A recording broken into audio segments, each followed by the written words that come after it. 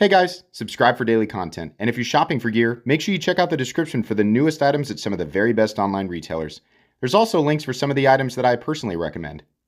Thanks!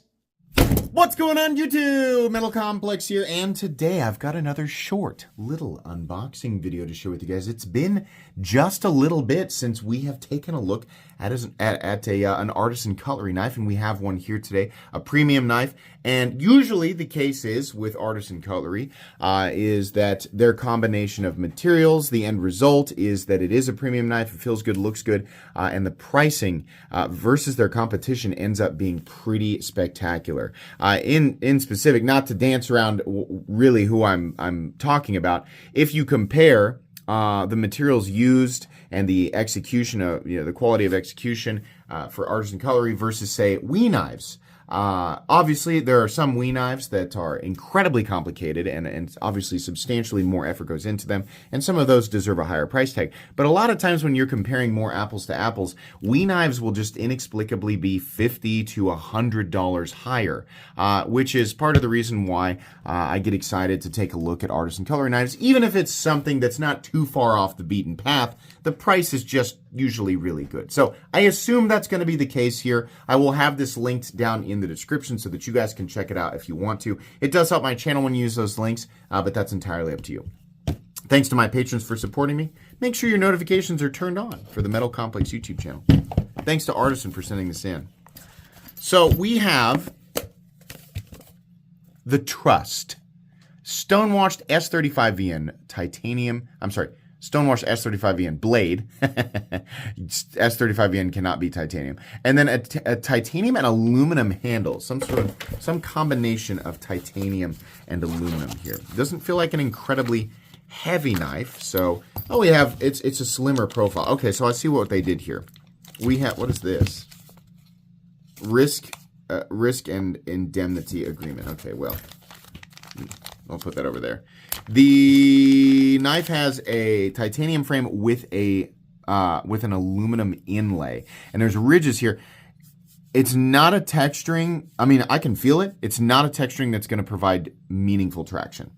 The amount that my finger is being slowed down by running over these ridges is essentially zero. But it is nice to the touch and nice to look at. This has an incredibly thin and incredibly stiff pocket clip.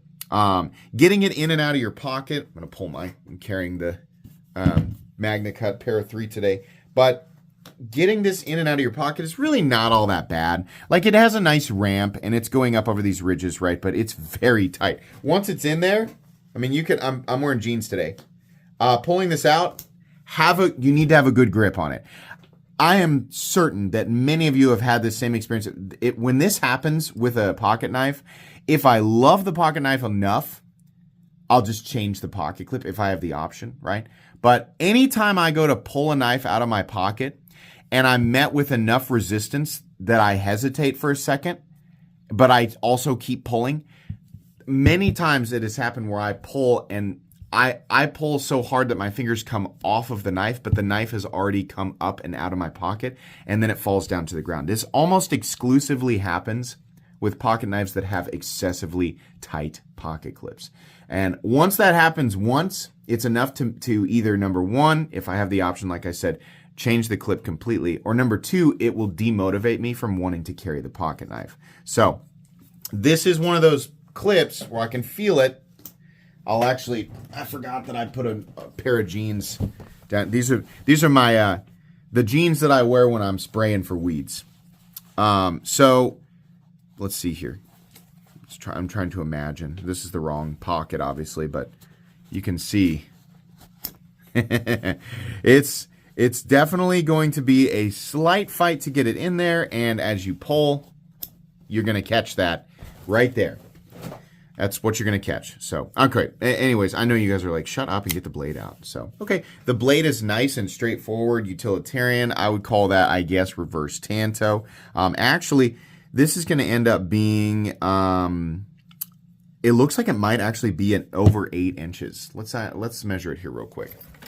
So the overall length of the Artisan Cutlery Trust is coming in at, no, it's not. It's about like 7.9.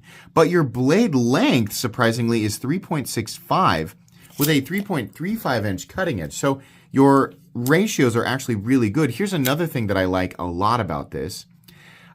This is a narrow framed knife, right? And when we have the long skinny knives, something that I very much do not like on long skinny knives are frame locks. And it's because it is impossible, usually impossible, to find a good place for your fingers to rest on the other side of the frame. A little bit of lock stick there, we'll come back to that. It's usually impossible to find a good place for your fingers to rest on the frame without affecting the ease of deployment. It's especially true with flippers. One of the remedies, if you're going to use a frame lock, is to have a really dominant inlay or overlay that covers the majority of the frame lock, which is exactly what's happening here. So you can put your fingers wherever you want, right? These fingers here can bear down on the scale while I'm deploying it. It's not going to mess with the frame lock, which is not going to push the detent ball further into the blade, making it harder to deploy. This is something that if you're a newer and you've ever experienced this with a frame lock and you're like, oh my God, I still see, to this day, I still see reviews on Blade HQ of people going, I don't know what I'm doing wrong. I can't deploy it. No matter how hard I push on the thumb stud or the flipper tab, the knife will not deploy. And you find out it's a titanium frame lock, and we all know exactly what's happening there. They are pushing on the frame lock. It's really hard initially. The first time you experience a frame lock, sometimes it can be really difficult for some people to figure out where they can put their fingers without causing issues with deployment. It's just funny to read that. 1 star, right? User error is what I'm saying. This had a feeling of lock stick. What am I hearing? Am I hearing crunching, or is it my own?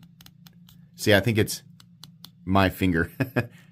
Yeah, it's my finger dragging against it, but there was lock stick there just one time, but it appears to be gone now. Okay, access to the lock bar. I wish it was cut a little bit lower, but I'd be lying if I said it was difficult to disengage.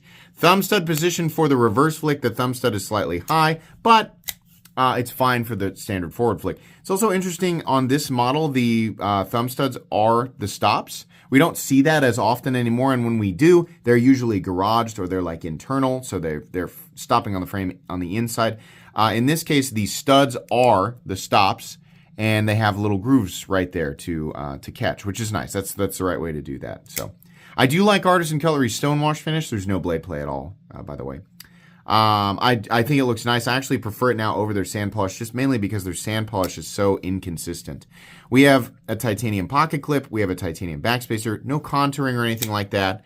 And a nice S35VN blade. I actually don't know how Artisan Cutlery is heat treating their S35VN. I would assume it's 59 to 61, which is fine for S35. Obviously, S35 shines a lot at like 60, 61, but 59, to my knowledge, is okay, given that it doesn't need massively high hardness in order to achieve the edge retention that it's supposed to achieve. S35VN is one of only a few steels in existence that were actually made for pocket knives, and the idea with S35VN was balance, and I believe the main reason for S35VN over S30V was that it was easier to machine. It made it easier on knife makers, knife manufacturers, right? And then you still had very similar results between toughness, edge retention, and corrosion resistance. So, but anyways, this combination with Artisan Cutlery generally is one that yields a reasonable price tag. So I would venture to guess that this is